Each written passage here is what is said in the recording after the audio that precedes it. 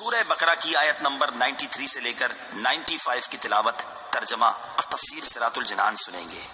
بسم اللہ الرحمن الرحیم۔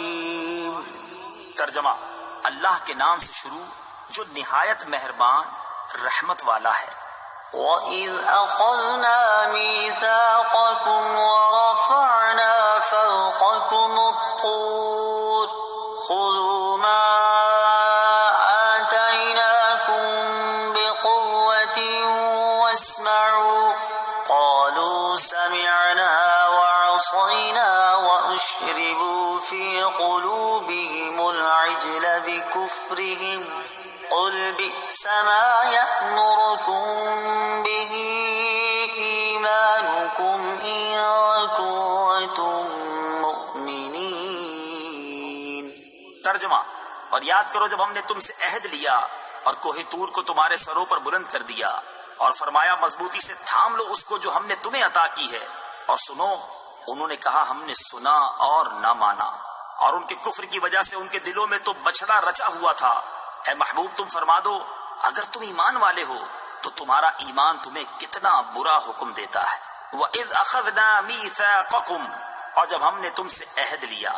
تفسیر صراط الجنان میں ہے، یعنی اے یہودیوں وہ وقت یاد کرو جب اللہ تعالیٰ نے بنی اسرائیل سے تورات پر عمل کرنے کا عہد لیا، لیکن انہوں نے حسب عادت نافرمانی کی تو اللہ تعالیٰ نے ان پر کوہ طور کو ہوا میں بلند کر دیا اور ان سے فرمایا کہ چلو اب مضبوطی سے اس تورات کو تھام لو جو ہم نے تمہیں عطا کی ہے اور ہمارے احکام دھیان سے سنو۔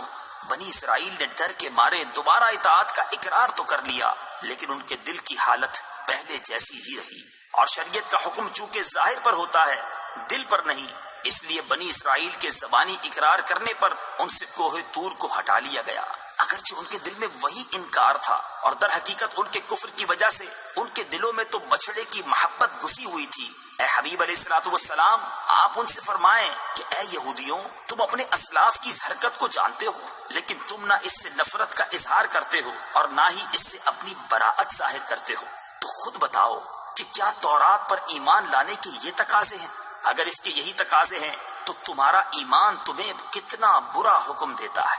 قل إن كانت لكم الدار الآخرة عند الله خالصة من دون الناس فتمنوا الموت إن كنتم صادقين۔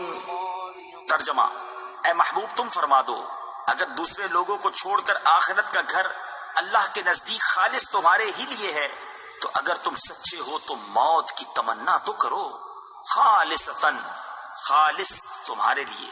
تفسیر صراط الجنان میں ہے، یہودیوں کا ایک باطل دعویٰ یہ تھا کہ جنت میں صرف وہی جائیں گے، جیسا کہ سورہ بقرہ کی آیت نمبر 111 میں یہ دعویٰ مذکور ہے۔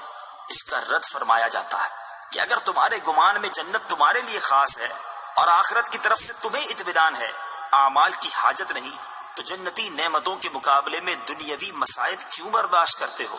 موت کی تمنا کرو تاکہ عیش و آرام والی جنت میں پہنچ جاؤ، اور اگر تم نے موت کی تمنا نہ کی تو یہ تمہارے جھوٹا ہونے کی دلیل ہے۔ حضرت عبداللہ ابن عباس رضی اللہ تعالی عنہما سے روایت ہے، حضور اقدس صلی اللہ تعالی علیہ وسلم نے ارشاد فرمایا اگر یہودی موت کی تمنا کرتے تو سب ہلاک ہو جاتے اور روئے زمین پر کوئی یہودی باقی نہ رہتا۔ فتمنوا الموت، تو موت کی تمنا کرو۔ تفسیر صراط الجنان میں ہے، موت کی محبت اور اللہ تعالیٰ کی ملاقات کا شوق مقبول بندوں کا طریقہ ہے۔ حضرت عمر فاروق رضی اللہ تعالی عنہ ہر نماز کے بعد دعا فرماتے، بخاری شریف کی حدیث ہے، اللہم ارزقنی شہادتا فی سبیلک واجعل موتی فی بلد رسولک صلی اللہ تعالی علیہ وآلہ وسلم۔ یا رب مجھے اپنی راہ میں شہادت اور اپنے رسول کے شہر میں مجھے وفات نصیب فرما۔ وَلَن يَتَمَنَّوْهُ أَبَدًا بِمَا قَدَّمَتْ أَيْدِيهِمْ وَاللَّهُ عَلِيمٌ